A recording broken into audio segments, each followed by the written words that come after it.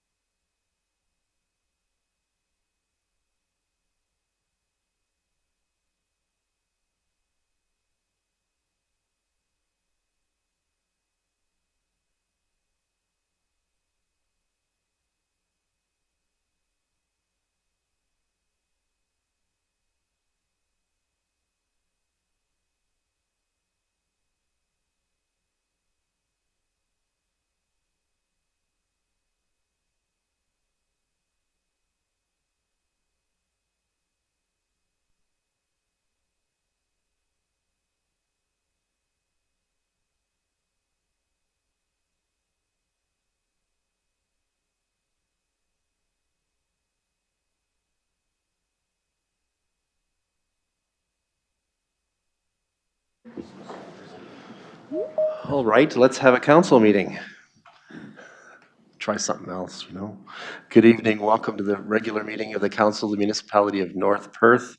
Our meeting date is Monday, June 9th, 2025. I'm Mayor Todd Kasenberg, and I'll call this meeting to order. I ask the clerk to note our starting time for the minutes as 7:01 p.m. A warm welcome and greeting is extended to councilors, delegations, and observers who will participate in this meeting, regardless of whether being physically in attendance in the council chamber in Listowel or being connected through web technologies. We begin tonight's meeting with the playing of O Canada. Those in chambers, as able, are invited to stand.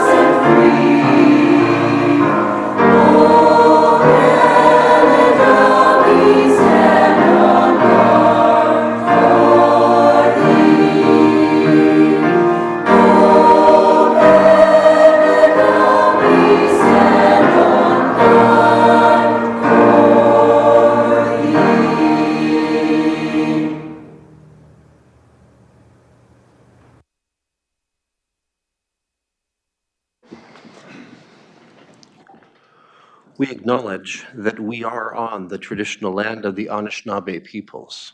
We wish to recognize the long history of Indigenous peoples in Canada and show our respect to them today. We recognize their stewardship of the land. May we all live with respect on this land and in peace and friendship. Tonight's meeting is being streamed live on the Municipality of North Perth YouTube channel and will be available there after this meeting as an archived video. To those viewing this meeting via the YouTube channel, a warm welcome to you. To those present in the gallery today, by attending a public meeting of the Council, you are consenting to your image, voice, and comments being recorded.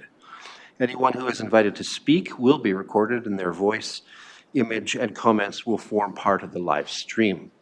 The chair and/or the clerk have the discretion and authority at any time to direct the termination or interruption of live streaming. Such direction will only be given in exceptional circumstances when deemed relevant.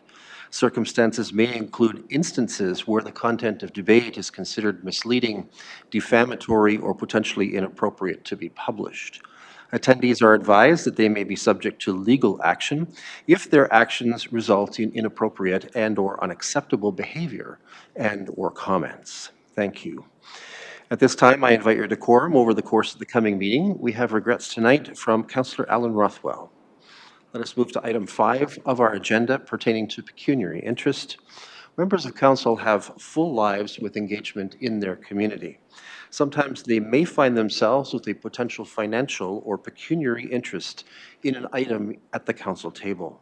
Provincial legislation mandates councillors to declare this interest and, in so doing, avoid direct involvement in the consideration or voting on the item.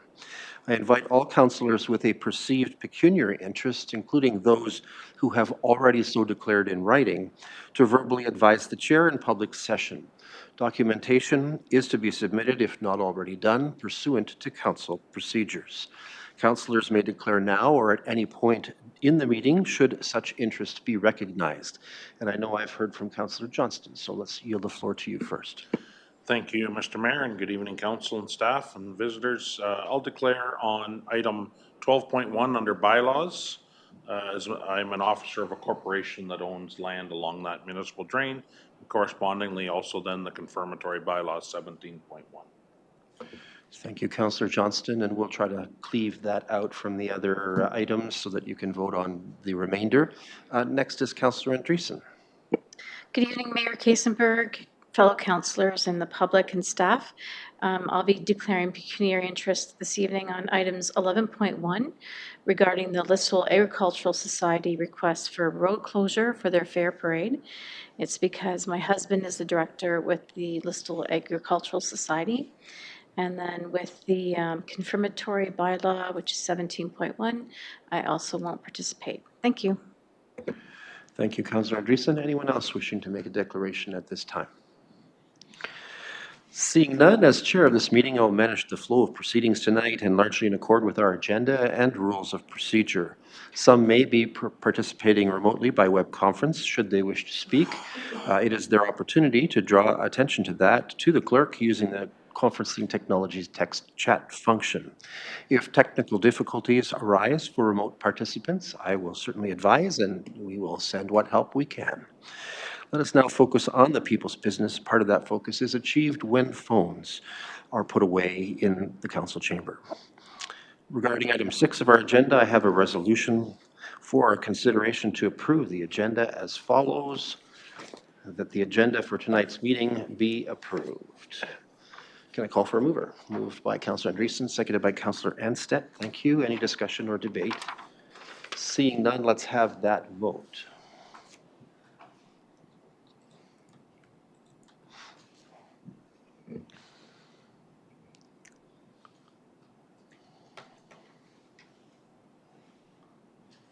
And that is carried. Thank you. Let's move next then to item 7 on our agenda, the so-called consent agenda. Consent items are placed on our agenda because they are believed to be non-contentious, yet they may warrant council's recognition and or action. Grouping them tends to expedite our business. However, any councillor wishing to extract an item from the consent agenda for discussion, debate, and individual action may do so. There are 21 items on our consent agenda tonight, including the minutes of our last regular council meeting and our special council meeting related to transit and transportation.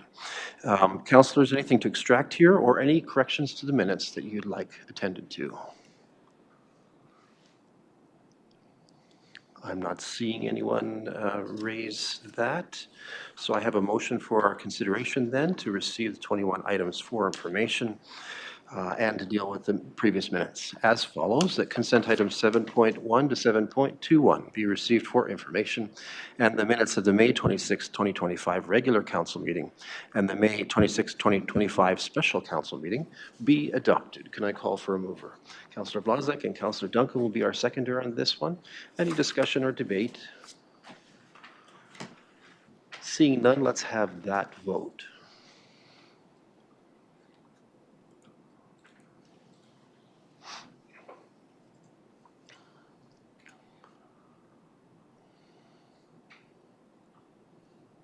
And that is carried. Thank you.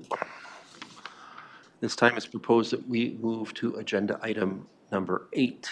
We will now receive a delegation from those with interest in our council's business or authority. I'll remind the delegations that in accordance with the council's procedural bylaw, a total time of 10 minutes per delegation is permitted, and that includes both presentation time and providing an opportunity for councillors to ask questions. I think we might be lenient with our visitors tonight from the county. A delegation is to present on the topic declared on the submitted request for delegation forms, and deviations are generally not acceptable to this chair or council. Certainly, as always, we ask that you maintain an atmosphere of respect and courtesy, and certainly as delegating, those delegating should not use the names of those who have not consented to such use. Our first delegation tonight is from staff from Perth County's Economic Development Department with intent to deliver an update on current and near future work. And we have with us Justin Diaz and Ricky Zhao. Both of you welcome to come forward and take the floor.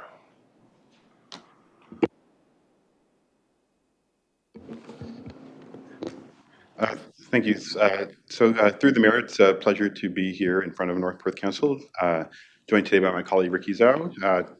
And our purpose here today is really to update North Perth Council on our economic development and tourism program for 2025. Again, some of the highlights from the past year, upcoming initiatives and really to give North Perth Council an opportunity to understand where we're going this year. So, advance slide. So just quickly, hopefully you recognize many of these faces from our team. Meredith Frechette is our director, myself and Ricky are here. And we're also pleased to be joined by 3 summer students this summer, Olivia, Erin, and Paige, who are out, hopefully see them out and about in the community, delivering brochures, being at community events, and yeah, really great to have them on board this summer as well. Not pictured here is Shannon Landreth. She is joining us over the summer as a contract economic development officer, while our department currently has 2 folks on maternity leave. So that's our team. And the update and the report that was provided all center around our strategic priorities within economic development and tourism. So you'll see them on the screen here, and they really are the frame within which we deliver our programming as well as which we've developed this report. So business retention and expansion and attraction. So this really is at the center of everything we do. And one of the key initiatives that we launched last year and continue to promote this year is our Prosper in Perth County Guide. So you'll see it pictured on the screen there. And really what that is an opportunity to share with businesses what we do. We use business retention and expansion as kind of as what we do for supporting businesses, but for a business, it really is kind of a how-to guide on how to engage with us, the types of programs we offer and how we can support them. So it outlined things like, excuse me, business tours, business profiles, business features, training we provide, opportunity to host or partner with us on networking events, job fairs, free training, and other initiatives. So it really is designed to be a menu of options really to provide with our business community when we're out and about, and really kind of highlights what we do and how we can support them. So that's a really key initiative that we lead with, and I know Ricky has distributed some of those as well. So feel free to take those and pass them on to a business that you know who's looking for some support. In addition to our business retention and expansion programs, so we also have a number of other initiatives that we've launched this year. Our Planted in Perth County business features. Hopefully you've seen those on our social media. Really the goal of those is to highlight some of the businesses that are not maybe on our main street, maybe don't get some of the recognition through our tourism programming. So really those features are sharing those businesses that maybe are a bit less easy to profile through our traditional means, but we really want to showcase them as contributors here to the local economy. And then on the business attraction side, so we continue to do business attraction to try to attract new businesses here to Perth County. And the primary vehicle we use to do that is our Southwestern Ontario Marketing Alliance partnership, as well as leveraging funding through the Invest Canada Communities Initiative. So again, all those details are included within the report, but those are kind of the key initiatives which we are engaged with currently in our business retention, expansion, and attraction program for 2025. People and workforce development. So this priority and these initiatives are focused on helping to support employers with their workforce needs. So this includes initiatives that help attract and retain workers through tools like our Workforce Attraction and Retention Employer Toolkit, training opportunities, free training opportunities that we offer to employers, workforce development support that we provide through Work in Perth County tools, such as our labor market information, a regional job board, regional job map, as well as some of career programming guides that we provided to local school boards. So really the idea behind all of this is helping to support our employers find people and retain people. And then I will finally mention in regards to workforce mobility, obviously with the cancellation of our PC Connect rural route at the county level, that pilot project, one of the key initiatives and outcomes of that pilot project has been a wide variety and a large amount of data on transportation demand. So we were happy to make that data available to many of our partners, including North Perth here and their consultants who are working on transit needs. So again, workforce mobility kind of ties into the workforce development piece. I'll pass things over to Ricky to talk briefly about tourism. Wonderful. Thank you, Justin. Through the mayor, last week was Local Food Week, and just in time for Food Week, 60,000 Explore Perth County tourism brochures have been delivered to mailboxes and distributed across local hotspots, visitor centers, municipal offices, and key tourism destinations, both locally and targeted markets. This refresh edition that I've presented before you puts Perth County Deep's agricultural roots in the spotlight with vibrant visuals and inspiring itineraries, and updated content to help plan visitors' next rural getaway or hometown venture with ease. Several strategic marketing campaigns are currently underway. We are currently working with a number of social media content creators. We also have purchased a full-page ad on the Globe and Mail Explore Perth County, Explore Ontario section on the summer-fall edition, along with several advertorials highlighting Perth County. We also continue to promote extended visits to theater goers, as well as utilize the Summer Fun Guide on routes, locations, travel information centers, and other major attractions, hotels across the province. This is just a few snapshot locations of our marketing efforts.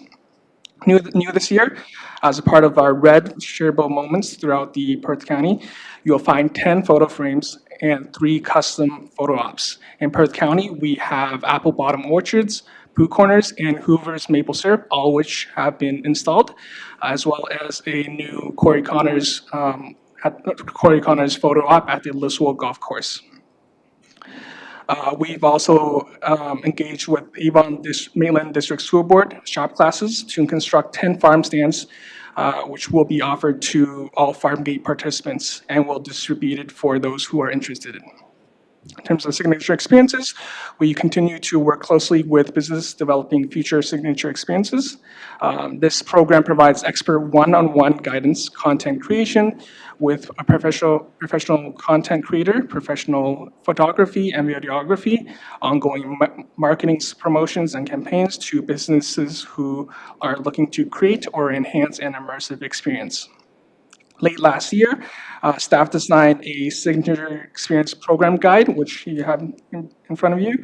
And it is a practical resource designed to help businesses develop, refine, and evaluate unique visitor experiences that reflect the distinct character of Perth County.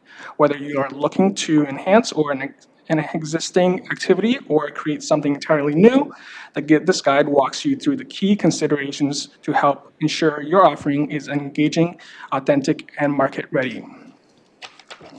This guide includes step-by-step prompts, best practices, and examples to support businesses in identifying their unique story, defining target audiences, aligning with seasonal opportunities, and integrating both booking and promotional tools.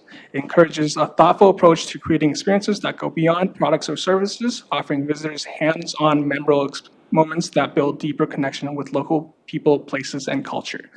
The goal is to support operators into turning great ideas into bookable, high-quality experiences that not only attract visitors, but also celebrate what makes our region special. With that being said, I'll turn back to Justin.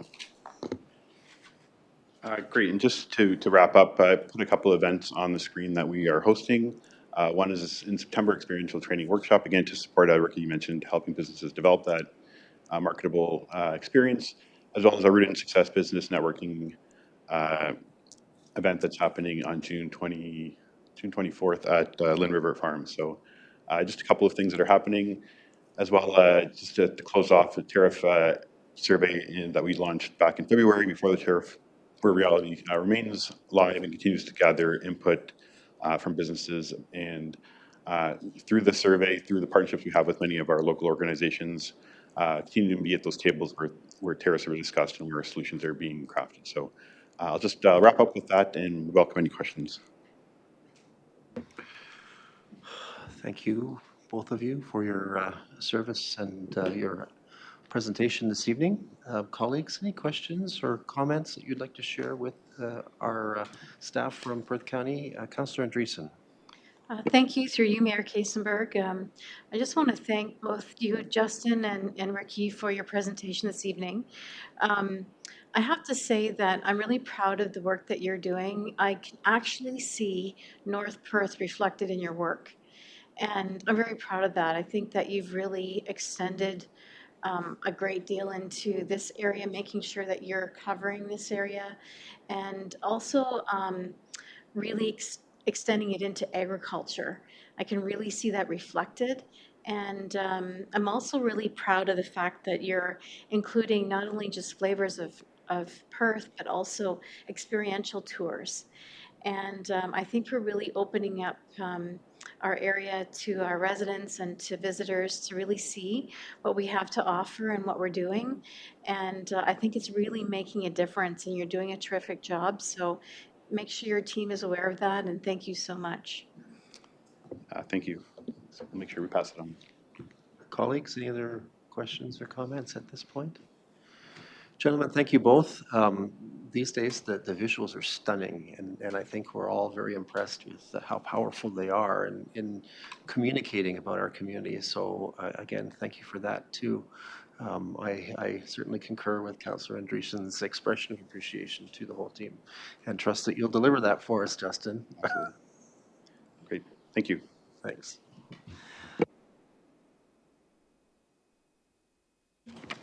All right, that brings us to item 9 on our agenda. First, let's consider an item from the Corporate Services Department under item 9.1 of our agenda. In item 9.1.1, Council is presented with a draft 2025 asset management plan, along with an updated asset management policy and a financial strategy to guide future asset investments.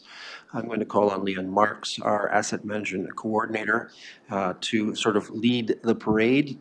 I have no clear idea of how many people are going to be involved, but you are, and you can call the others as you need to. Leanne, welcome tonight. Sure. Thank you, Mayor, and through you to Council. So tonight we're pleased to present the 2025 Asset Management Plan, which was prepared in accordance with Ontario Regulation 588-17 and completed in advance of the July 1st deadline. While many municipalities our size are still working toward this milestone, we're proud to be moving forward with this plan that supports sustainable infrastructure and asset planning. A current asset management plan is not only essential for making informed decisions about maintenance, upgrades, and growth, it is also now mandatory requirement to access funding from key programs such as the Ontario Infrastructure Fund, or OSIF, the Investing in Canada Infrastructure Program, and the Canada Community Building Fund. Without an up-to-date asset management plan, there is a potential risk of losing access to these vital provincial and federal funding investments. This updated plan incorporates the proposed levels of service that was endorsed by Council on May 12th. Following that meeting, updated asset data increased the estimated replacement value to $950 million, which was up from $845 million. This increase was primarily due to the inclusion of gravel roads, which was previously excluded but are now fully accounted for in the plan. While this adjustment did raise the replacement cost, it did not have an effect on the overall financial strategy. Over the next 10 years, we anticipate $124 million need for capital investment for tax-supported assets. With the support of the OSIF funding, the remaining funding gap is projected to be $19 million, and to close this gap is recommended of an approximate 2% tax increase annually. For the water and wastewater services, or the rate-funded assets, the plan recommends a 3% annual increase, which is consistent with Council's approved 2024 rate study. To support clear communication and transparency, we've also included an infographic, which is attached to this report, that offers a concise and high-level summary of the plan and the current state of our municipal assets. Both the infographic and the full asset management plan will be posted on the municipal website in the near future, available to all to see. Additionally, we've also updated the strategic asset management policy to reflect current best practices, incorporate climate considerations, and strengthen our governance. For our next steps, they will include continued data improvement, integration of the plan with our budget process, and the establishment of an internal asset management committee. So we'd like to thank Hempson Consulting, North Perth municipal staff and council for the collaborative efforts in finalizing this plan. This evening, Andrew Marabella from Hempson Consulting will provide a brief presentation and is available to offer further insights and any questions you might have. I'd like to turn it over to Andrew.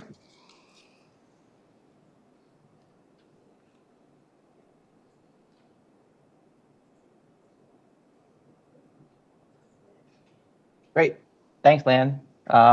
Good evening, Mayor and members of council. Assuming everyone can hear and see me, I will just share my screen and I can go through the contents of the presentation, although I think Leanne did a fairly good job of stealing my thunder on all my slides, but we'll go through a very, very high level, kind of the results of the AMP itself, which we've already kind of spoken to council about previously, and just kind of some of the updates and what some of the financial strategy results are in this document. So just to kind of reiterate the current approach here, the municipality has been compliant with kind of the preceding phases of the AMP with the preparation of the policy and subsequent the preparation of the asset management plan that dealt with the core and non-core assets, and effectively the plan that's in front of you today is a reflection of the proposed level of service framework for all municipal assets, which is being done in advance of the July 1st deadline. Following this, just wanted to stress the asset management road is not done. The plans are complete, but it's really the progress updates, annual AMP updates are still required.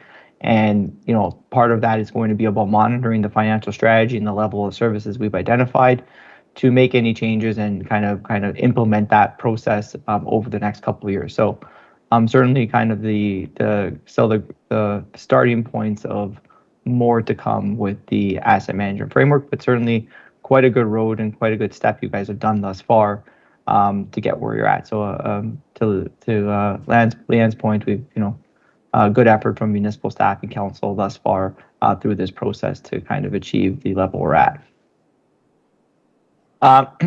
The replacement value of all municipal infrastructure is about $950 million, quite a substantial amount. This is in today's replacement value, recognizing that it's gone up from 2019's AMP. Some of that is combination of several elements.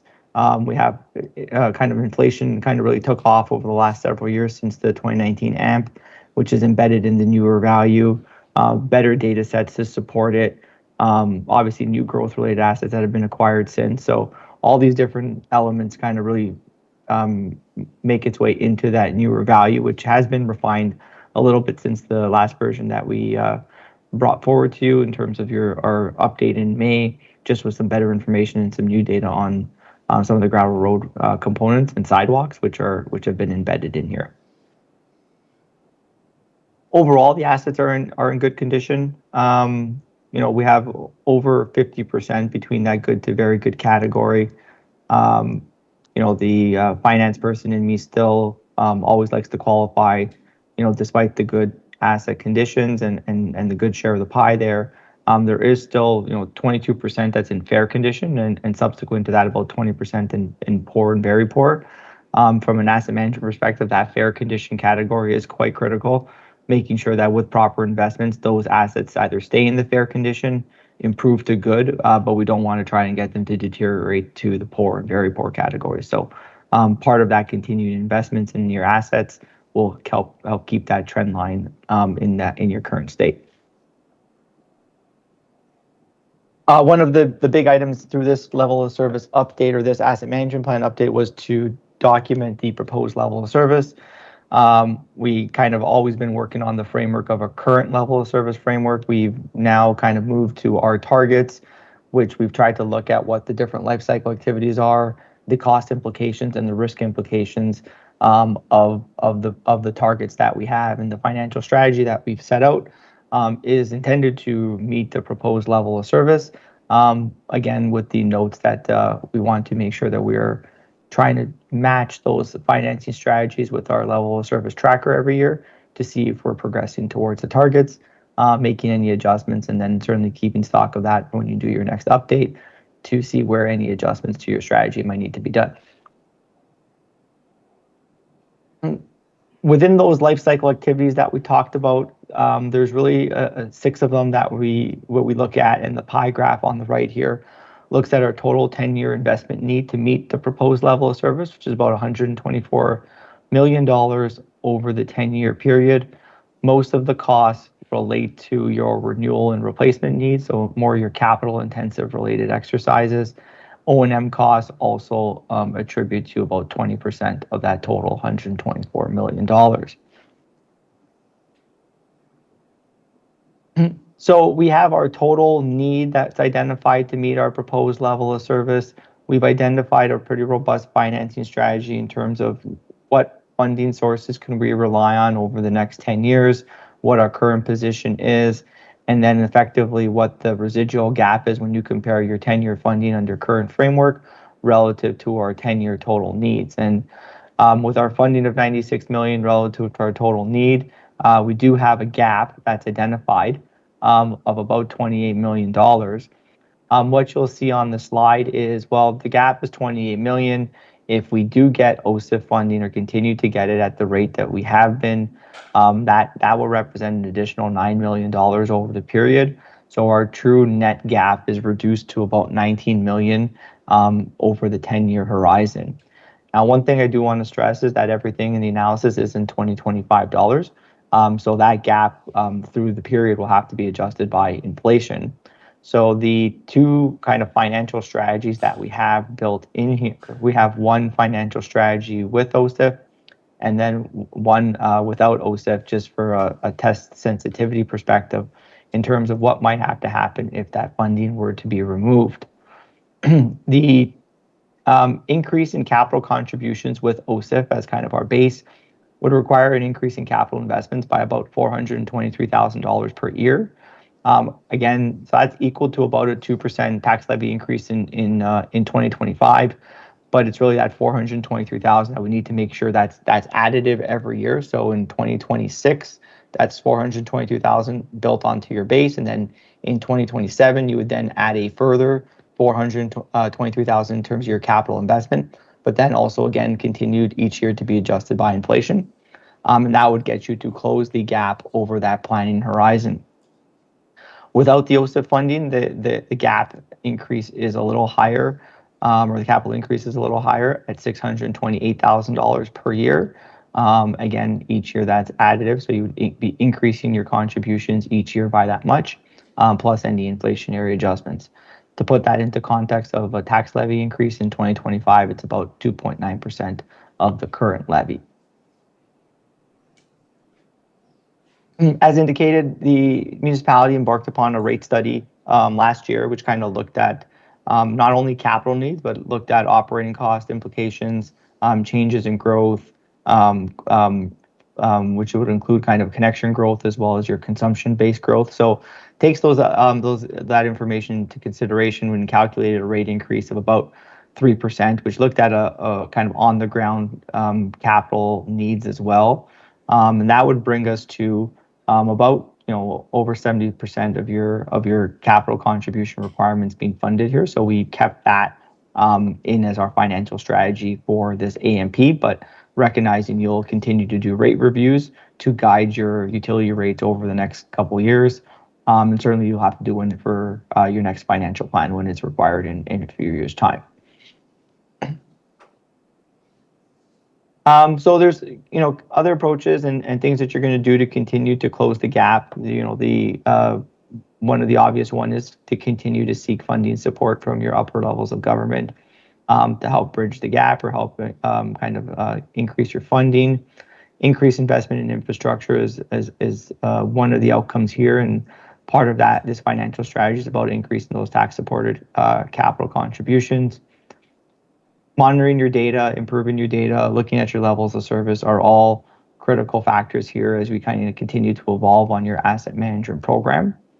And then the last one, just kind of thinking about your current situation in terms of an enhanced user fees, looking at stormwater rates, and I know there's a stormwater rate study being done right now, and those results of the study and the rates that get imposed will obviously increase or diversify your municipal revenue stream, and that could certainly help close the gap and will be considered in the next iteration of your AMP exercise, again, in a few years' time. So that really kind of concludes my presentation. We're obviously seeking approval of the report. I think there's recommendations on the financial strategy within the staff report. And this is the, kind of the take the document to refine that asset management program and monitor the results each year. And they'll take those annual reports that's required to council following July 1st of this point.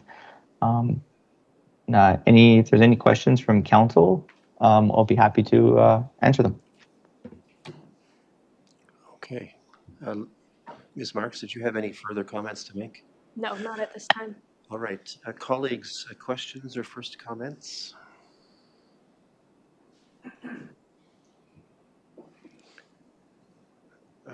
Councillor Newham. Thank you, and thank you for the presentation. Just curious, does this report include the lands that North Perth does own, like the our bare land? So through the mayor, it doesn't include the land itself, where the land would be more of an appreciating asset, and we don't necessarily save for the replacement of an existing land. But I mean, to the extent that you would ever have to plan for new land acquisitions through your expansion activities, that would be first round capital, likely through DCs, but not necessarily a true asset management requirement. Okay, anyone else with questions? This is a pretty significant matter. This is really turning the page on asset management for our community. And, I know it's been several painful years to sort of get in alignment with the provincial mandates around this. But here we are at a point where, at least from my perspective, the report and the policy looks exceptional. It looks like we're ready.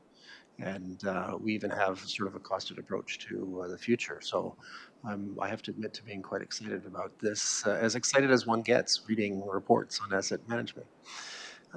So thank you to the team, first off, for bringing forward something that's really a solid reflection of our commitment to do right in our community.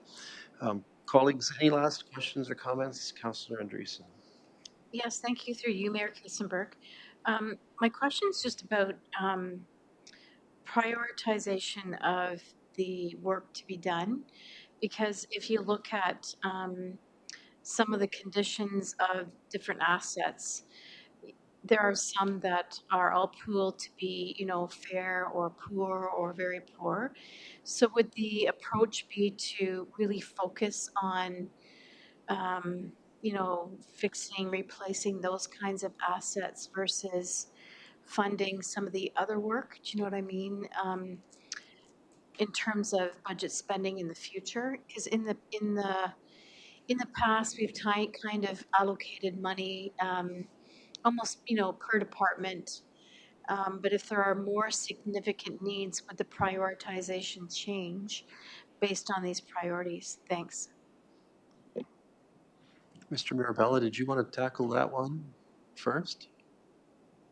I can start, yeah, sure. And then if staff wants to supplement, I mean, there's the asset management part of it, and there's a prioritization component that would follow suit with, once you've looked at your projects and you have the money, how you're going to spend it.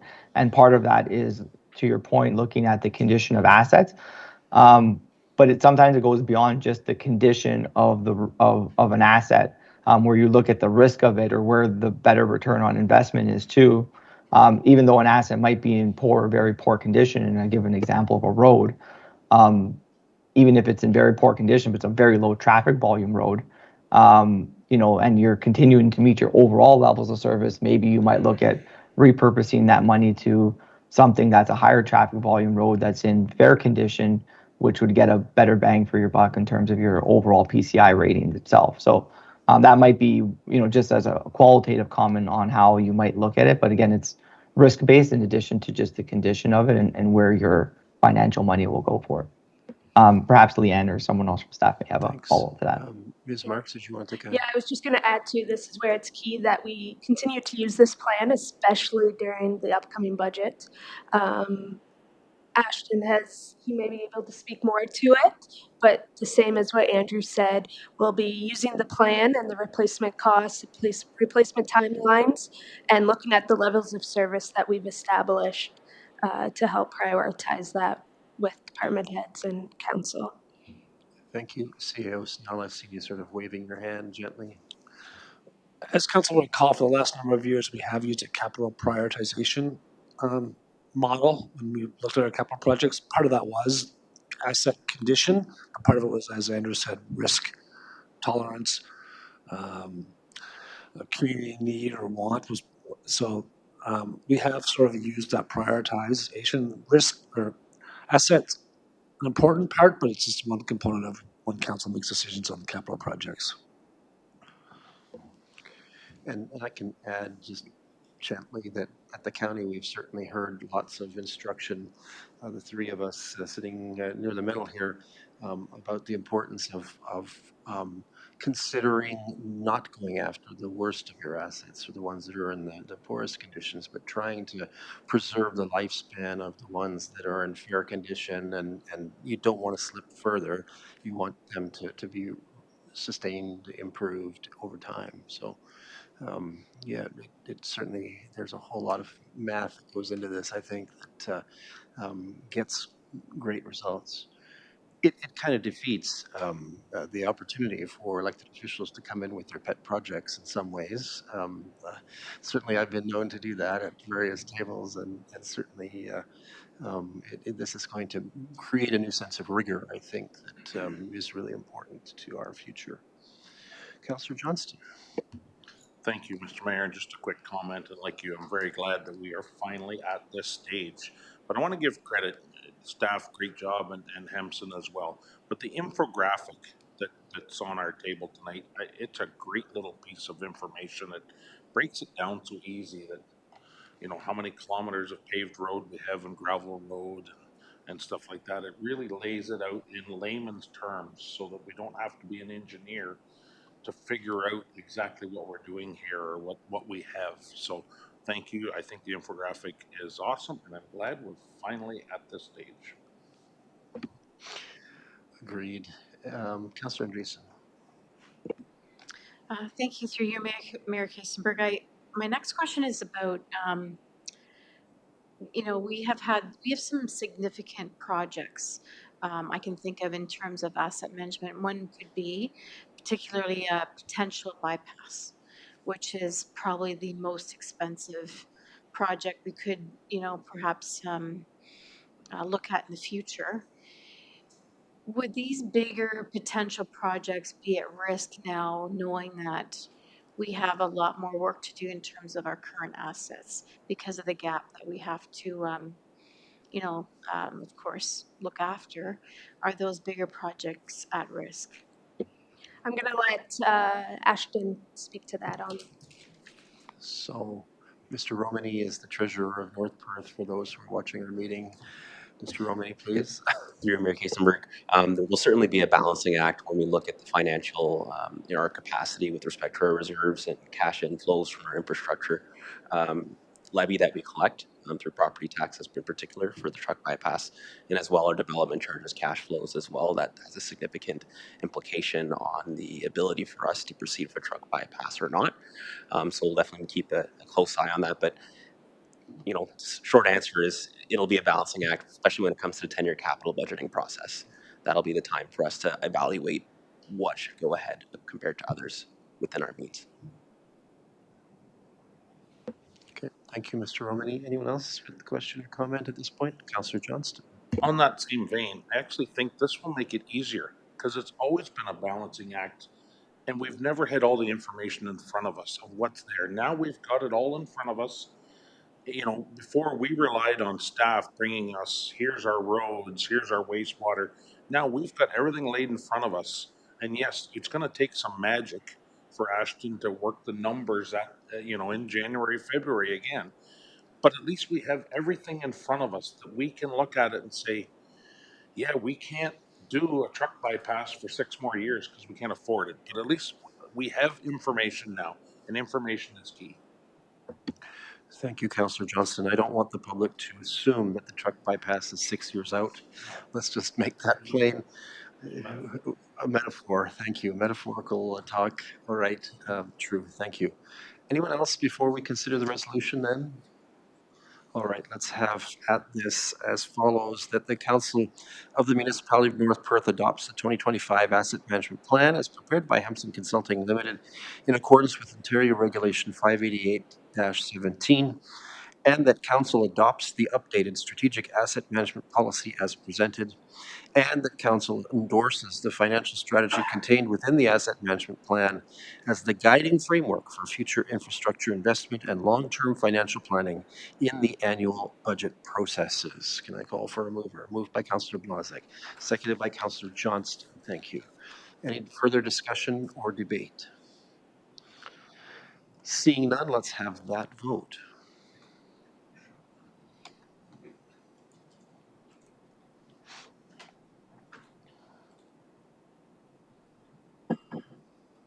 And that is carried. As I said earlier, a pretty momentous occasion. All right, let's consider an item from the Strategic Initiatives Department as item 9.2. Before I do that, again, thanks to the team. We sure appreciate the depth and skill that was involved in preparing very fulsome work. Much appreciated. Item 9.2.1, staff bring forward an invitation for council endorsement of an application for a by-the-glass permit for alcohol service at Apple Bottom Orchards in the Wallace Ward that will be directed to the Alcohol and Gaming Commission of Ontario. North Perth Agricultural Specialist Matt Cardiff is here to briefly explain. Mr. Cardiff, welcome.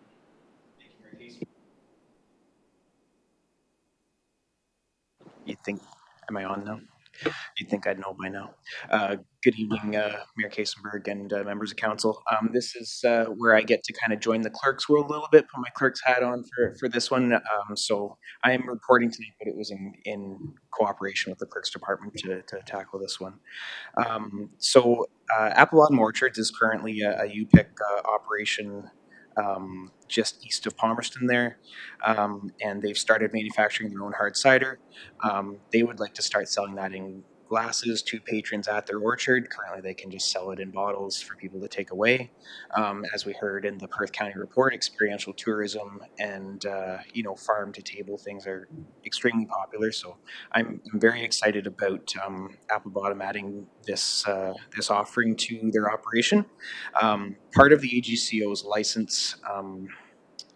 licensing system is they require a resolution from the local council to endorse the endorse the endorsement basically, that we are in support of Apple Bottom's request to sell cider by the glass, and that's the gist of it. I've attached the letter request from Apple Bottom Orchards themselves, and also the parameters around what all the by the glass endorsement entails, and should they choose special events down the road.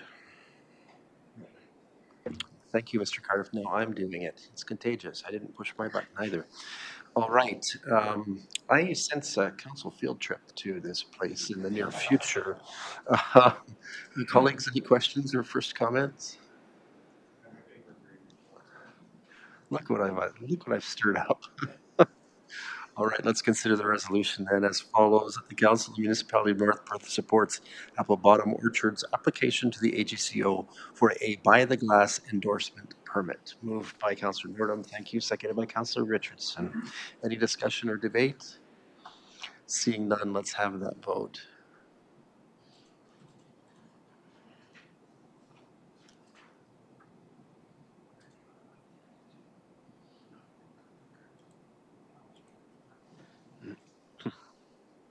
And that is carried. Thank you. All right, let's have a look at a report from the Operations Department as item 9.3. In item 9.3.1, Council is presented with a report about road classifications in North Perth and the need to adjust same to align with the county's approved official plan, which is pending provincial endorsement. We are invited to act through bylaw approval to confirm road classifications within our community, leveraging information from the Transportation Master Plan, which Council earlier endorsed. I'll call on Manager of Operations Matt Ropp to share with us the details of this action. Mr. Ropp, welcome. Thank you. Good evening, Mayor Kasenberg and members of council. I'm here tonight to provide an overview of the road classification updates as part of our upcoming transition from the Listowel official plan to the new Perth County official plan, adopted by the county in fall of 2004, as the mayor spoke of. The new county plan allows municipalities to define road classifications for road under their jurisdiction. This is where our new transportation master plan comes in. It offers the guidance we need to update and formalize our road network in a way that reflects both current best practices and local needs. A well-functioning road network is built on a clear hierarchy. Roads serve different purposes, from moving people and traffic efficiently to providing access to homes and businesses.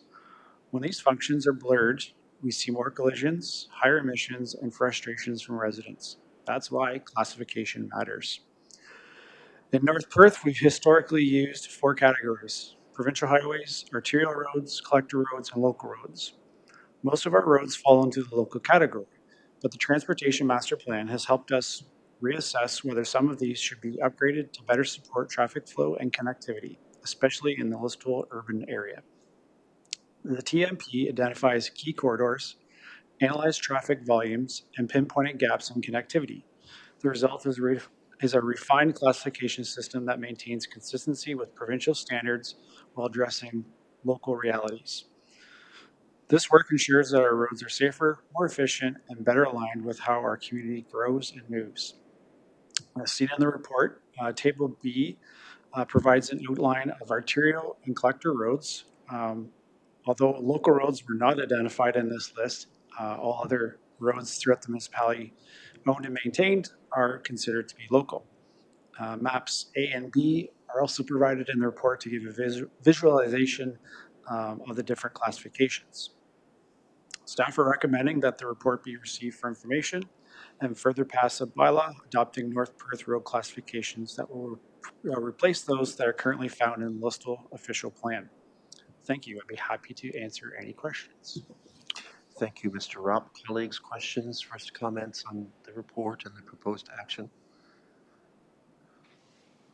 All right, I'm not seeing anything, so let's put the resolution forward as follows: that the Council of the Municipality of North Perth receives the road classification support for information and further passes a bylaw adopting North Perth road classifications. Can I call for a move? Moved by Councillor Richardson, seconded by Deputy Mayor Kellum. Thank you.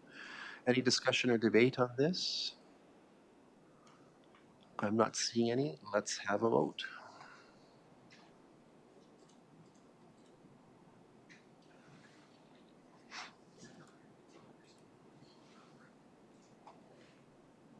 And that is carried. Thank you. Thank you, Mr. Ropp.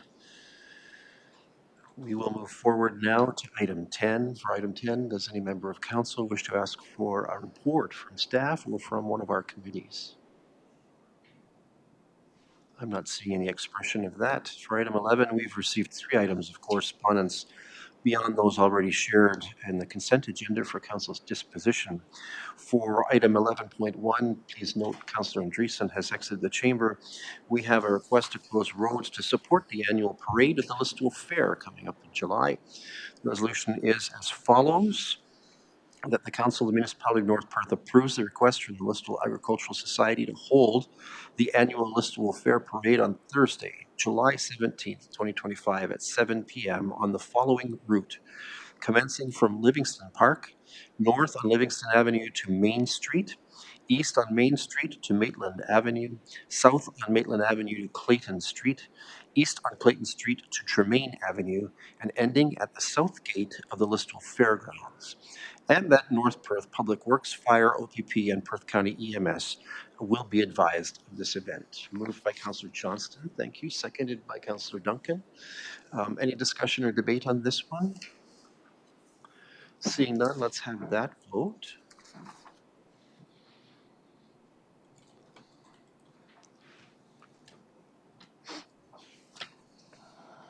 And that is carried. If we can bring Councillor Andreessen back to the room. For item 11.2, we have a request to waive tipping fees for site refuse for a not-for-profit driven effort to build a pocket home for individuals with high needs. Colleagues, two resolutions have been prepared, and I would like to hear first comments actually about which resolution we should consider if anyone has an opinion on this matter. One of the resolutions is for approval and the other is for denial. Councillor Johnston.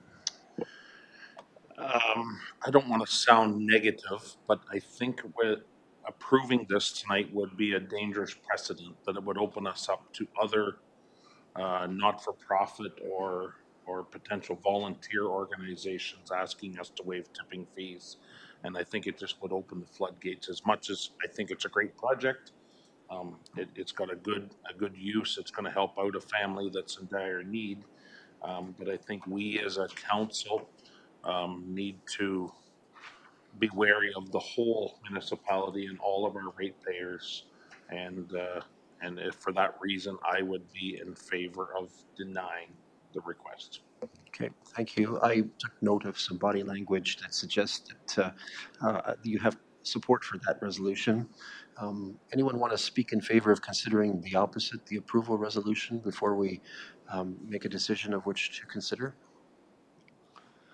I'm not seeing that, so let's have a look at the resolution that staff has prepared related to denial. As follows, the Council of Municipality of North Perth denies the request from Home Sweet Home Affordable Housing to waive the tipping fees associated with their project on June 13th and June 14th, 2025. Moved by Councillor Johnston, thank you. Seconded by Councillor Richardson, thank you. Any further discussion or debate on this one? These things are difficult ones, absolutely, and yet I think your points are all well framed, Councillor Johnston. Thank you for doing that. Anyone further with comments? All right, let's have that vote.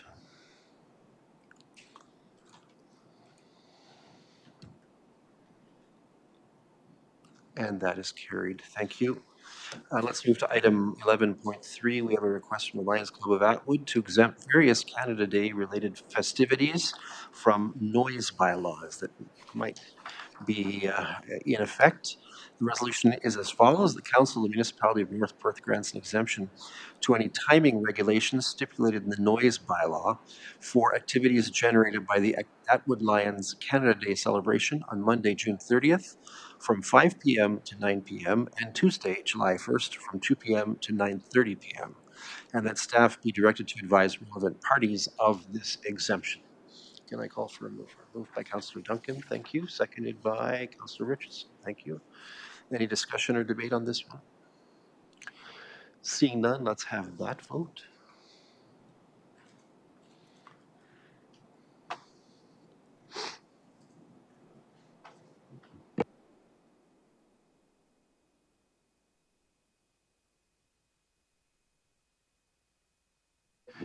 And that is carried. Thank you. At this point, we turn to a consideration of bylaws that have been recommended to us for action. Let's strip out item 12.1. Yeah, we'll do that one first. And we'll consider item 12.1, which pertains to the Burnett Municipal Drain first. So I'm not sure how the clerk table is going to figure that out for us, but essentially we are going to have a resolution that reads that bylaw 45-2025 be read a third time and be finally passed. Can I call for a mover on this one? Councillor Anstead, thank you. Councillor Blazek will be our seconder. Any discussion or debate on this one? Seeing none, let's have that vote.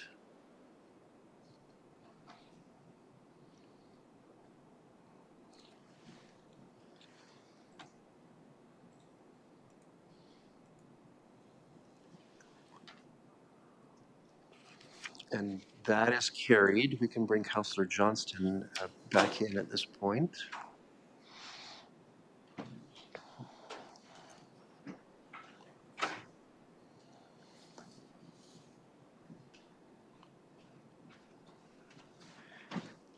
And now we'll consider items 12.2, 3, and 4 together as follows. That the following bylaws are hereby passed. 60-2025 being a bylaw to authorize the signing of an agreement with the Avon-Maitland District School Board and the Huron Perth Catholic District School Board. 61-2025 being a bylaw to establish road classifications in the municipality of North Perth, and 62-2025 being a bylaw to amend bylaw 57-2025. Can I call for mover on this one? Councillor Andreessen, thank you, and Councillor Duncan will be our seconder. Any discussion or debate on this one? Seeing none, let's have that vote.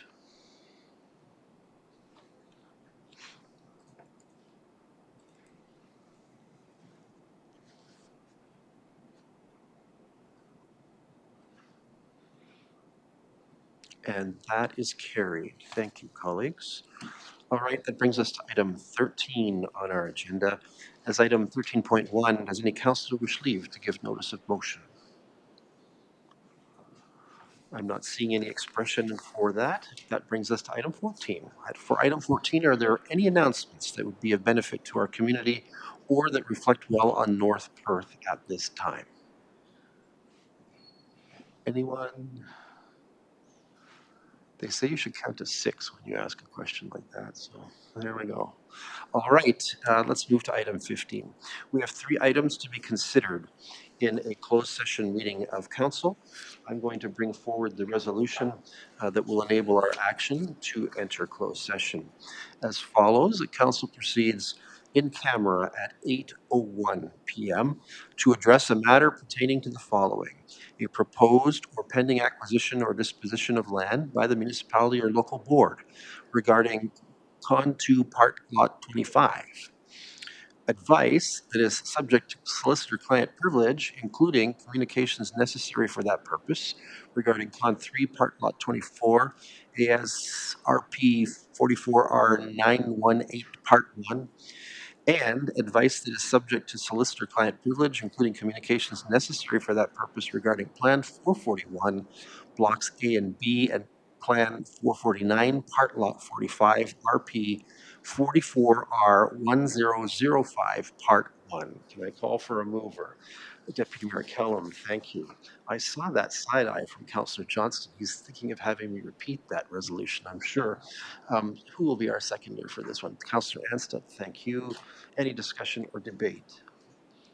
Seeing none, let's have that vote.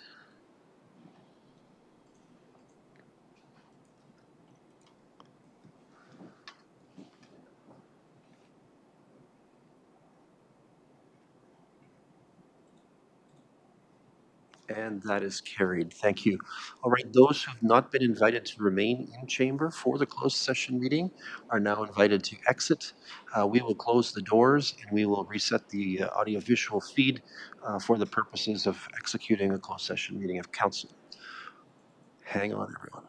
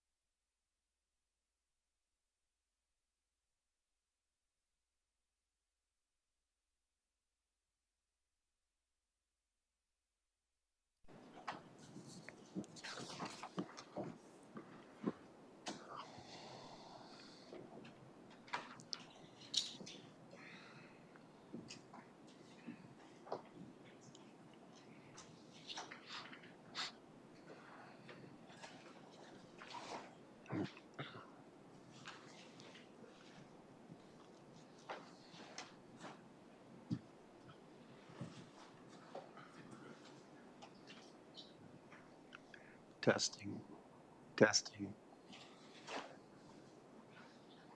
We're good? Okay, thank you. All right, we have completed our closed session meeting of council. I can confirm that council did discuss the matters that were identified in our enabling resolution for a closed session meeting of council. Staff was given direction pertaining to the matter that was, or the matters, plural, that were considered, the essence of which remain confidential at this time for the reasons that were stipulated in our enablement of closed session. Council, as a mandated good practice, acts near the end of its meeting agenda to confirm all of its actions and business of its meeting through what is called the confirmatory bylaw. I have a enablement resolution for that purpose. We will note that two of our colleagues are exiting the chamber for this vote and matter. Resolution as follows: a bylaw 63-2025 being a bylaw to confirm generally previous actions of the council of the municipality of North Perth is hereby passed. Moved by Councillor Nordum, seconded by Deputy Mayor Kellum. Thank you. Any discussion or debate on this? Let's have that vote.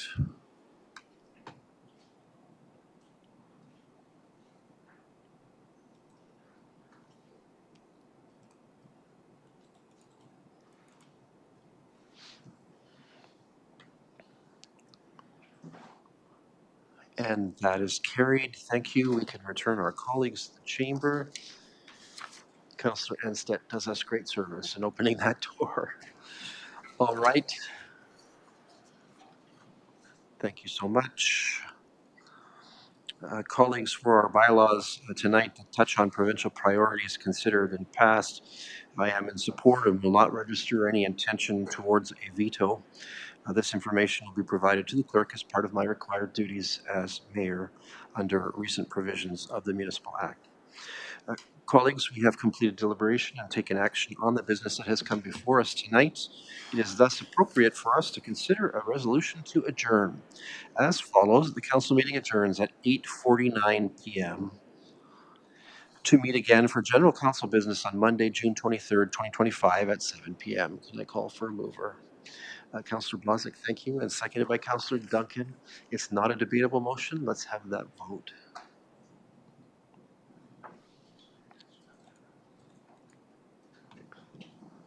And that is carried. Colleagues, we will meet again on Monday, May 23rd at 2025 at 7 p.m. Until that time, we are adjourned.